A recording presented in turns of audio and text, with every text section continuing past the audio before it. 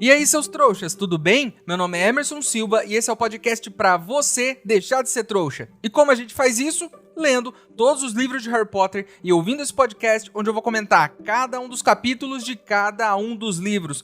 Lembrando sempre que você pode fazer na ordem que você quiser. Hoje vamos comentar o capítulo 6 de A Ordem da Fênix, a muito antiga e nobre Casa dos Black. Mas antes, no último episódio do podcast, no bloco final, eu fiz uma pergunta pra vocês. E eu perguntei, se Mundungo Fletcher aparecesse aí na rua da sua casa e te oferecesse algum objeto bruxo bem baratinho, o que você gostaria de comprar? A Vicky disse que gostaria de comprar uma vassoura e umas passagens para a plataforma 9 3/4. Já a Nay Freitas disse que finalmente compraria cerveja amanteigada para saber qual é o gosto. Muito fácil, Nay. Se você for maior de idade, é claro, basta comprar cerveja e colocar uma colherada de manteiga dentro. Aí você mistura e bebe. É esse o gosto da cerveja amanteigada, pode acreditar em mim.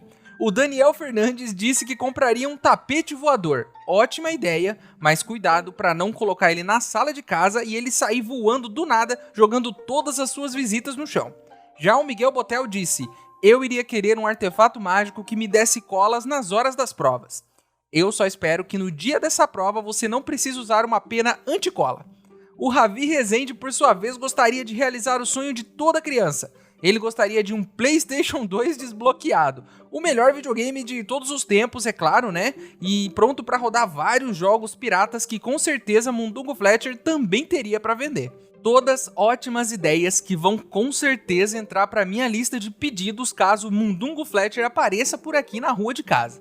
Antes de começar o episódio de hoje, eu gostaria de agradecer o Hilton Clayton, que me mandou um e-mail gigantesco, que obviamente eu não vou ler aqui porque parece a Constituição do Brasil, né? Mas o e-mail dele resumidamente diz que pode ser que haja matéria de feitiços domésticos em Hogwarts, mas como a gente vê toda a história pela perspectiva do Harry e ele não cursou essa matéria, a gente acaba não sabendo que ela existe. Outra coisa que ele disse foi que a Casa dos Sirius é protegida pelo feitiço Fidelius. Então, mesmo que Mundungo saiba o endereço, ele não poderia contar, porque ele não é o fiel do segredo. Muito perspicaz Hilton e concordo com todas as suas observações, mas ainda assim, o Mundungo pode roubar toda a louça da casa, porque a louça diferente da casa não está protegida pelo feitiço Fidelius. O que seria uma loucura, inclusive, o Dumbledore ter que dizer o nome de cada uma das colheres da casa para as pessoas conseguirem enxergar elas. Muito obrigado pelo e-mail, Hilton, você fez ótimas observações, e pra quem aí tá se perguntando, mas Emerson, você fala de Harry Potter e não sabe de nada? É claro que eu não sei. É essa a graça do podcast, ver um trouxa como eu falando um monte de coisas de que ele não sabe. Mas vocês não estão aqui porque eu tenho as respostas certas. Vocês estão aqui porque eu faço as perguntas certas. Pensem nisso. Podcast, canal do YouTube e tudo mais com gente que sabe muito sobre Harry Potter já existe, e são ótimos. Mas um podcast com um trouxa que não sabe nem do que tá falando, só tem esse aqui. E quando o trouxa do apresentador não souber do que tá falando, é aí que vocês ouvintes podem brilhar e me provar que não são tão trouxas como eu. Então, vamos nessa, que esse bloco já durou até demais, e eu tô muito curioso pra saber onde tudo isso vai dar.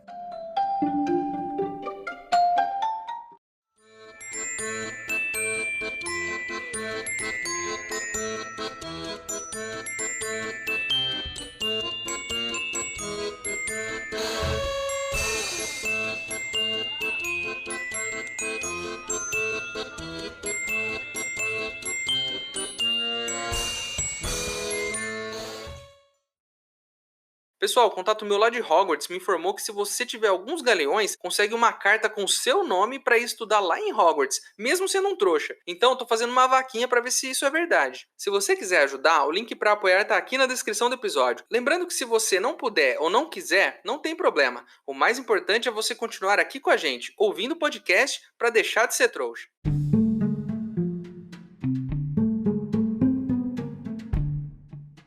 Recapitulando rapidinho o nosso último capítulo, Harry, contrariando a Sra. Weasley, pediu para saber mais sobre a Ordem da Fênix. Sirius Lupin e Sr. Weasley então nos deram várias informações sobre o que eles estão fazendo para conter você sabe quem. E agora, depois de saber de tudo isso, todos estão em seus quartos tentando digerir a coisa toda antes de dormir. Chegando no quarto, Harry e Rony deitam em suas camas e fazem a coisa mais legal que dois amigos podem fazer quando dormem no mesmo quarto. Fofoca noturna. Me lembro até hoje de quando era mais novo e ia dormir na casa dos meus amigos e de como era divertido aquela conversa antes de dormir. Falar sobre vários assuntos aleatórios até que um dos dois pegasse no sono e deixasse o outro falando sozinho por uma meia hora sem perceber.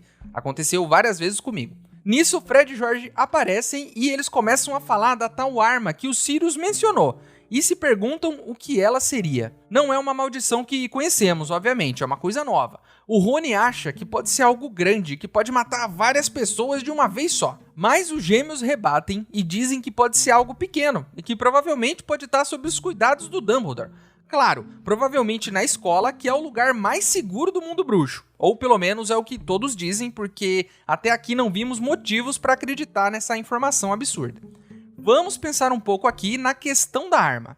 Nós já conhecemos algumas armas mágicas até aqui, como a Pedra Filosofal, que transforma coisas em ouro e produz o Elixir da Vida Eterna, ou a espada do Godric Grifinória, ou o Basilisco, que era uma criatura, mas que era usada como arma do mal.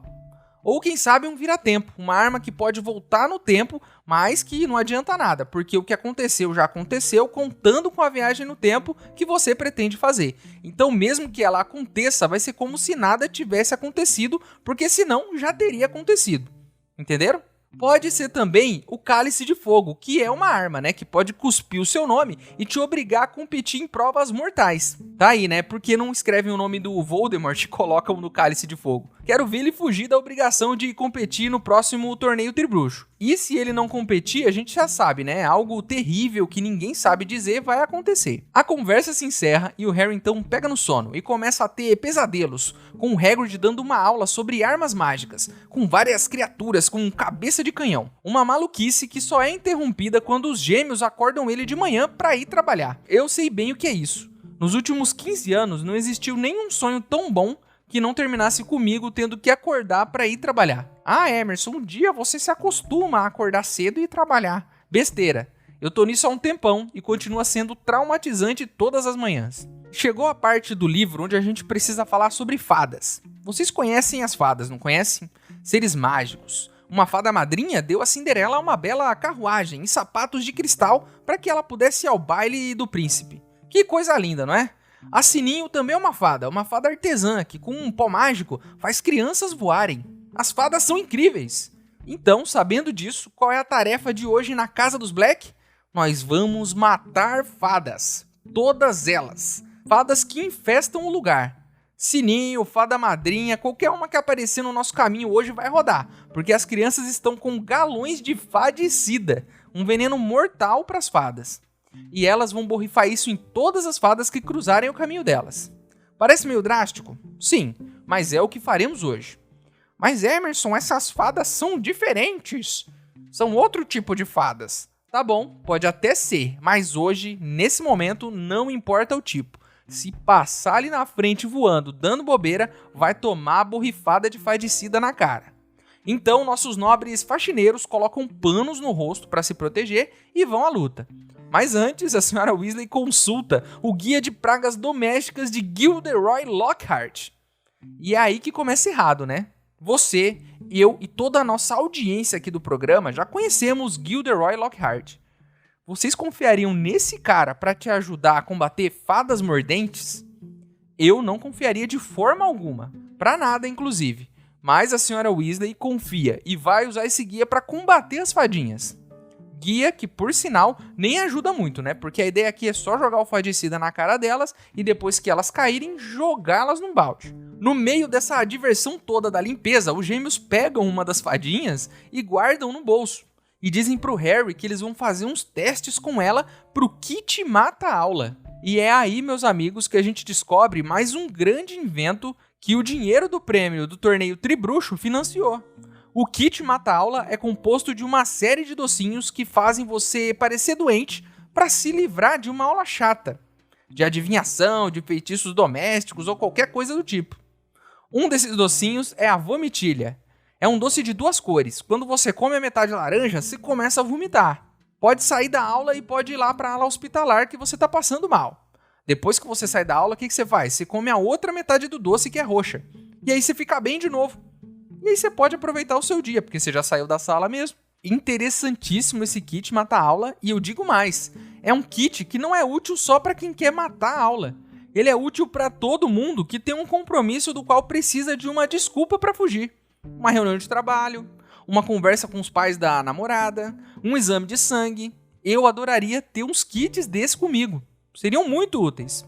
Voltamos para nossa faxina, que é interrompida por Mundugo Fletcher, que chegou na casa com uma pilha de caldeirões contrabandeados. Ingressos para a próxima Copa de Quadribol, vassouras roubadas, PlayStation 2 desbloqueado. O cara quer fazer um estoque de mercadoria de procedência duvidosa na Ordem da Fênix. Isso deixou a senhora Weasley tão irritada, mas tão irritada, que ela começa a gritar com esse cara, fazendo a casa toda quase cair. Gritando mais do que a senhora do quadro lá, dizendo que a Ordem da Fênix não é lugar para ficar estocando coisa roubada. Para fugir dessa bagunça, as crianças vão para uma outra sala. E no meio disso tudo, um elfo doméstico entra nessa sala onde eles estão. Um elfo muito, mas muito velho, usando um trapo que nem aquele que o Dobby ou a Wink usavam. Ele tem um narigão maior que o do Snape, e ele é muito mal-humorado. Esse elfo chega ofendendo todo mundo. Parece aquele seu amigo, né, que chega na escola com a pá virada, como diriam. E aí começa a dar coice em todo mundo. Ele chama todos os Weasley de traidores do próprio sangue e diz que a Hermione é uma sangue ruim e que não é amiga dele. E que ela não pode se dirigir a ele. Ele ofende o máximo de pessoas possível. Mas tem um detalhe, né? É daquele jeito, ele não sai ofendendo, ele fala baixinho, resmungando, para as pessoas não entenderem muito bem o que ele tá falando, mas todo mundo entende, né? Todo mundo consegue ouvir. Ele até se interessa pelo Harry por um momento, ele fica curioso, né? Nossa, cicatriz, como será que o Lorde das Trevas caiu pra essa cicatriz? Ele tem uma certa reverência pelo Voldemort. Toda essa conversa é interrompida pelo Sirius, que começa a interrogar o elfo, tentando descobrir o que ele tá fazendo ali. Ele diz que tá limpando a casa, mas o Sirius diz que sabe que ele só tá pegando as coisas da antiga dona, que é a mãe do Sirius, e guardando pra eles não jogarem fora. O monstro sofre de um caso grave de acumulação. Vocês já ouviram falar nisso? Tem uns programas ótimos na TV sobre pessoas que não jogam nada fora. E quando eu digo nada, é nada mesmo. Nem embalagem de comida os caras conseguem jogar, porque acham que aquilo vai ser útil um dia. Então, se você aí que está me ouvindo ainda guarda aquelas caixas de sapato velhas, porque acha que um dia vai precisar, e mesmo após 5 anos pegando poeira em um guarda-roupa ela ainda não foi útil, parabéns! Você, assim como o nosso querido monstro, é um acumulador. Siga meu conselho, se você não usou por 1 ano, é porque não é útil. E isso inclui também aquele boné velho que você usava quando era adolescente e que não cabe mais na sua cabeça porque, por algum motivo, ela dobrou de tamanho nos últimos 15 anos. Lembrando que qualquer semelhança com a minha realidade é mera coincidência. Mas quem sabe, né? Vai que um dia a minha cabeça encolhe e o boné volta a servir. Tem uma coisa que eu gostaria de falar sobre o monstro. Quando eu era um jovem leitor e me deparei com esse personagem neste capítulo, eu tinha um pouco de raiva dele. Hoje, relendo, mais velho e com outras experiências de vida, eu tenho dó do monstro. E eu vou explicar por que eu tenho dó dele. Esse elfo, assim como todos os outros, foi submetido a incontáveis abusos físicos e psicológicos. Ele foi criado desde pequeno como um escravo. E é claro, né, forçado a adquirir as crenças da sua dona. Ele não teve escolha, ele não pôde entender o mundo à sua volta. Ele não teve acesso à informação, a outros pontos de vista. Ele viveu assim por anos e adquiriu esse mesmo pensamento. Nisso, o livro mais uma vez acerta muito. O que poderíamos esperar de um elfo criado pela senhora do quadro? Nada mais do que isso, né? Mas Emerson, o Dobby, era o elfo dos Malfoy, e ele não era assim. Pessoal, o Dobby a gente tem que entender que é um ponto fora da curva, mas muito fora da curva. O Dobby não é a regra, o Dobby é uma exceção. A regra aqui são elfos como a Wink e como o monstro. Esse elfo é um reflexo da mãe do Sirius. As atitudes, pensamentos e palavras dele são palavras que sairiam da boca da mãe do Sirius se ela estivesse viva. Na verdade, até morta sai, né? Porque lá no quadro ela tá falando o tempo todo. Ele só não tem o poder que ela tinha. Assim como a Hermione, eu só tenho dó dessa criatura. Pelo menos por enquanto, né? Porque esse elfo aí tem um enorme potencial de fazer muita merda no futuro. Mas isso a gente vai ter que esperar pra ver.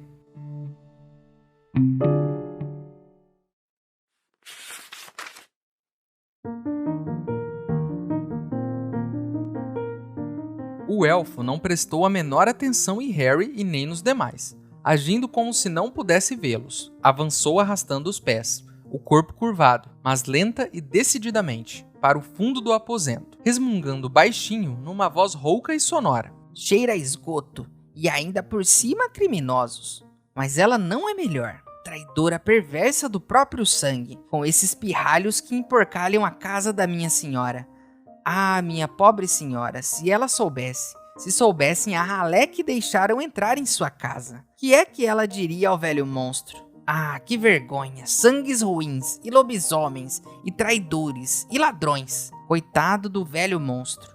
Que é que ele pode fazer? Olá, monstro, disse Fred em voz muito alta, fechando a porta com um estalo. O elfo doméstico ficou imóvel, parou de resmungar e encenou um sobressalto muito forte e pouco convincente. Monstro não viu o jovem senhor, disse virando-se e fazendo uma reverência para Fred. Ainda com os olhos no tapete, acrescentou em tom perfeitamente audível. É um pirralho desagradável e traidor do próprio sangue, sim. Desculpe, disse Jorge, não entendi essa última parte. Monstro não disse nada, repetiu o elfo com uma segunda reverência.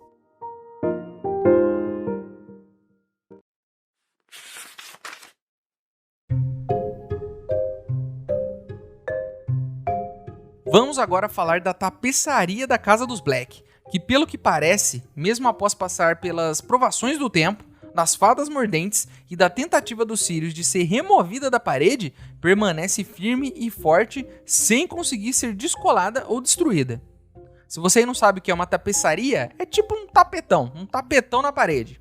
Resumindo assim, bem porcamente, tá? E tem uns desenhos nela, né? Tem todo um desenho bordado, uma coisa bonita. E é nesse momento que a gente entende o título desse capítulo. A muito antiga e nobre Casa dos Black não se refere à casa, ao imóvel onde eles estão. Se caso você, assim como eu, tenha achado isso lá no começo. Casa pode significar família. Um conceito que a gente pode ver em várias histórias, principalmente medievais, europeias, ou em Game of Thrones, né? Onde existem várias casas que servem outras casas, que fazem alianças, essa coisa toda. Por exemplo, eu sou Emerson Silva, eu sou da Casa do Silva. É tipo isso. As casas são as famílias. E a muito antiga e nobre Casa dos Black nada mais é do que a família Black, que pelo jeito é uma família muito antiga. E para provar isso, temos ali na parede uma tapeçaria que mostra toda a árvore genealógica dos Black. Para quem não tá familiarizado com o conceito de árvore genealógica, né? É basicamente uma árvore que mostra todos os seus antepassados. Né? Aí vai ter todo mundo, vai ter seu pai, sua mãe, aquele tio bêbado, aquela tia chata, aquele seu avô que não deixava você brincar na chuva porque ia cair um raio na sua cabeça, tá todo mundo. Por um acaso, o Sirius não tá nessa árvore, mesmo fazendo parte da família. E o lugar onde era pra estar ele tem um borrão, como se tivessem queimado o local. Então assim, não dá pra tirar o tapete, mas dá pra queimar. Então fica aqui a dica, né? Por que não tacar fogo no tapete? A hora que ele pegar fogo, vocês apagam e reconstroem a parede. Quem sabe? Fica a ideia aí. O Sirius explica que essa queimadura aconteceu depois que ele fugiu de casa e foi morar com os avós do Harry, que cuidaram dele como se ele fosse mais um dos filhos. Assim como a senhora Weasley fez com o Harry. Com 17 anos, o nosso querido Sirius pegou um dinheiro que o tio dele deixou e foi viver sozinho e construir sua própria vida. Por conta disso, o tio também foi apagado da tapeçaria, hein? Então tá lá o borrão no lugar onde era pra estar o tio também. Vocês aí devem estar se perguntando, por que o Sirius saiu de casa? Gente, vocês viram o quadro da mãe do Sirius, não viram? Imaginem conviver com esta senhora na vida real. Eu não tô falando do quadro, tô falando daquela mulher 24 horas por dia dentro da casa gritando ofensas pra você. Se você vive com uma pessoa assim, você tem duas alternativas. Ou você se junta a ela e vira um otário, ou você vai buscar o seu caminho, saindo daquele lugar. Agora, se você vive com uma pessoa assim e acha que pode mudar ela, boa sorte. Se você conseguir, é menos um no mundo. Me desculpem pelo palavrão, nossa audiência não está acostumada, né, com essas palavras aqui, mas, né, enfim, eu tive que usar porque o momento pedia. O Sirius, então, vai mostrando todo mundo na tapeçaria. O irmão, Regulo Black, que virou Comensal da Morte e que já morreu, né, e ele explica que toda a família era a favor de você sabe quem, e que concordava com ele. E ele diz que muitas outras famílias na época eram assim também. É claro, né, um idiota não chega no poder sozinho. é preciso ter muitos outros idiotas apoiando ele, que acreditam nele, que pensam como ele. Voldemort não nasceu e teve a ideia do puro sangue. Essa ideia era parte da sociedade, a sociedade acreditava nisso, a sociedade bruxa, e propagou essas ideias. Ele pegou o que já estava ali, deu aquela temperada e falou que todo mundo queria ouvir de um jeito, bem convincente. Prestem atenção no que eu vou falar para vocês. Os maiores vilões da nossa história não estavam sozinhos. Eles só ficaram grandes e fizeram tudo o que fizeram porque tinha muita gente que compartilhava das mesmas ideias. Isso nos diz uma coisa apenas, Eles não eram especiais, não eram figuras mais inteligentes ou pessoas singulares, que movimentaram as outras pessoas para fazer coisas horríveis. Eles eram um produto da sociedade, que criou e levou eles até onde eles chegaram. Geralmente as ideias não vêm desses caras, elas estavam ali. E por isso é muito fácil convencer as outras pessoas, porque elas já estavam querendo acreditar nisso. E a comunidade bruxa era assim. Valdemar é mais um desses, Apenas mais um de muitos que já existiram no passado e que ainda vão existir, infelizmente. O papo continua e o Sirius vai nos contando sobre os feitos maravilhosos da sua família, Como o do tataravô dele, que foi o diretor menos querido de Hogwarts. Ou da prima da mãe dele, que tentou aprovar uma lei que tornava legal a caça aos trouxas. Então se hoje você não tá tomando espelharmos na bunda e na rua, é porque ela não conseguiu aprovar essa lei. Também tem uma tia dele que iniciou a tradição de cortar a cabeça dos elfos quando eles estavam velhos demais. A gente até viu a obra dela aqui no último capítulo, pendurada nas paredes ali, aquele monte de cabeça de elfo, uma coisa assim de muito mau gosto, inclusive. Uma bela família, Nobre, antiga e bem desagradável. Descobrimos também aqui que Tonks é parente do Sirius, já que ela é filha de uma prima dele, que também foi apagada da tapeçaria, então tem mal um borrão ali na mãe da Tonks. Mas as irmãs dessa mãe da Tonks estão ali. Uma delas se chama Bellatrix e a outra Narcisa. Duas figuras que a gente precisa estudar um pouco. Narcisa, uma das irmãs, isso quer dizer tia da Tonks, Narcisa se casou com Lúcio Malfoy, pai do nosso querido Draco Malfoy. Então, de certa forma, as famílias do Sirius e do Draco estão ligadas, E o Draco é primo da Tonks, inclusive. O Sirius explica que todas as famílias tradicionais bruxas estão meio que unidas, porque eles têm esse rolê de se casarem só com bruxos de puro sangue.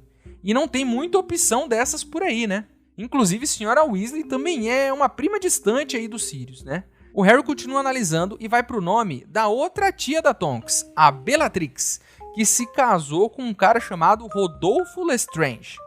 O nome não é estranho ao Harry e o Sirius explica que eles foram condenados juntos com o Bartô Jr. à prisão em Azkaban. Vocês se lembram disso? Nós vimos essa cena na penseira do Dumbledore e todos eles estavam lá, sendo julgados, por terem torturado o pai do menino Neville. E a Bellatrix gritou, falou que seria sempre leal e que seria recompensada por isso. Ela deu lá um escândalo. O Sirius, para encerrar, diz que não tá nem aí pra ela e que não considera nenhum deles da família. Eu entendo o Sirius, às vezes a gente tem um tio, um primo, alguém da família que não dá pra aguentar mesmo. O problema aqui é que no seu caso é todo mundo assim. Cancelar a sua família toda não é uma tarefa fácil, porque sempre vai ter um que acha que ainda é seu amigo e vai aparecer na sua casa num domingo na hora do almoço esperando que você divida a sua macarronada com ele.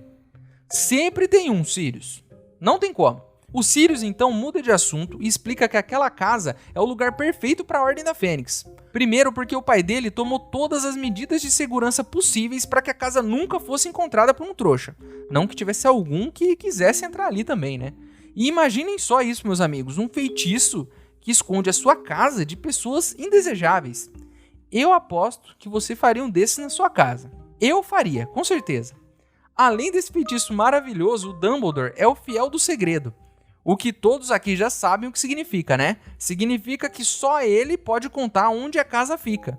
Se ele não contar onde a casa fica para uma pessoa, se eu for lá e contar, por exemplo, onde está a casa, ninguém vai ver a casa. Mas se ele contar, a pessoa vai ver. Por isso que o Harry leu aquele bilhete que foi escrito pelo Dumbledore e conseguiu ver a casa. Então, no meio desse papo, o Sirius diz que perguntou pro Dumbledore se ele pode ir com eles na audiência do Ministério, como um cachorro, pelo menos para dar um apoio moral. O menino Harry disse que já tinha esquecido da tal audiência e aí volta a ficar nervoso, né, com a coisa toda. Sabe quando você tem uma prova de português na semana que vem e esquece completamente dela? Mas aí, como se alguém te desse uma martelada na cabeça, você se lembra da prova. E digo mais, descobre que ela é amanhã e que você não estudou nada. E que por mais que tente estudar a noite toda, não vai conseguir se preparar a tempo. E então, acaba escrevendo as respostas no seu braço e colocando um moletom para esconder tudo do professor. Mas na hora da prova tá muito calor e você tá suando. E só você na sala tá de moletom. E aquilo fica meio esquisito. Mas você não pode tirar, porque senão aí vão descobrir tudo. E aí você fica nervoso e suado. E a cola que você escreveu nem faz mais sentido, porque você descobre naquele momento que na verdade a prova é de matemática e não de português como você achava. Foi esse tipo de coisa que aconteceu com o Harry. O Harry disse que o melhor apoio moral seria saber se ele pode morar com o Sirius caso deem expulsão ao negócio. O Sirius desconversa e diz que ele não vai ser expulso e que o estatuto permite fazer magia em caso de risco de vida, e que foi isso que o Harry fez. Mas nosso querido Sirius está se esquecendo de uma variável muito importante: o Ministério da Magia. O maravilhoso Ministério da Magia está em cima do menino Harry e do Dumbledore. Ele demite quem concorda com Dumbledore. Ele incentiva a imprensa a noticiar que o Harry tá doidão. Ele acoberta os casos esquisitos de crimes que poderiam ser ligados a Voldemort. Esse mesmo ministério é quem vai julgar Harry. E aí, você acha que eles vão levar o menino Harry a sério? Que vão acreditar no menino Harry? Que vão decidir a favor dele? Eu acho que vai ser difícil. Por isso, eu disse lá atrás e repito: arrume um bom advogado bruxo, Harry. Porque se você não conseguiu vencer uma argumentação contra o Cálice de Fogo, o ministério vai ser osso duro.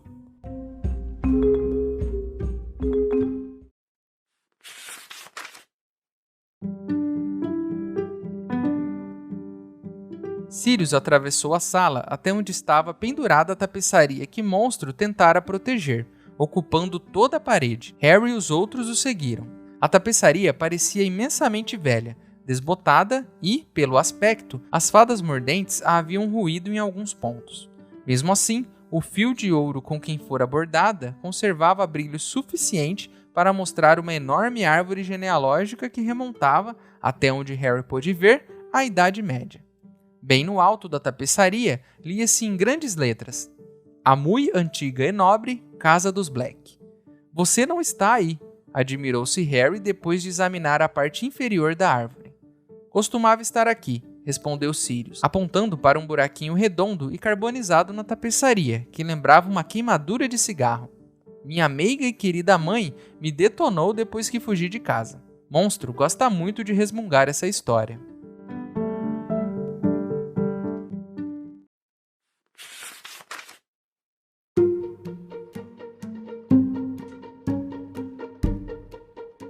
Então é isso, meus queridos. Terminamos mais um capítulo de Harry Potter e a Ordem da Fênix. A capa do episódio de hoje foi ilustrada pelo Jim Kay. Agora você pode virar um apoiador do podcast. O link tá aqui na descrição. Mas se você não puder ou não quiser, não tem problema. O mais importante é você continuar aqui com a gente, ouvindo cada um dos episódios para deixar de ser um trouxa. E chegou a hora onde eu, o maior trouxa de todos, pergunto para vocês, os outros trouxas: se você tivesse alguns kits mata-aula aí com você usaria para fugir de quais compromissos? Se você tiver alguma dúvida, algo que eu deixei de falar ou algo que você queira comentar, o nosso e-mail é emaildostrouxas@gmail.com. Ele tá aqui na descrição do episódio. Manda seu e-mail para mim, que se eu gostar, eu vou ler ele aqui. Você também pode falar comigo pelas minhas redes sociais. Meus usuários estão aqui na descrição do episódio também. Certo? Então é isso. Espero vocês no próximo episódio. Nossa audiência tá chegando, Harry não tem um advogado e estamos muito curiosos para saber onde isso tudo vai dar. Espero que o menino não seja expulso e os próximos livros sejam uma interminável limpeza na casa do Sirius Black. Ou pior ainda, né? Uma interminável limpeza na casa da tia Petúnia. Meu nome é Emerson Silva e esse é o podcast para você deixar de ser trouxa. Tchau!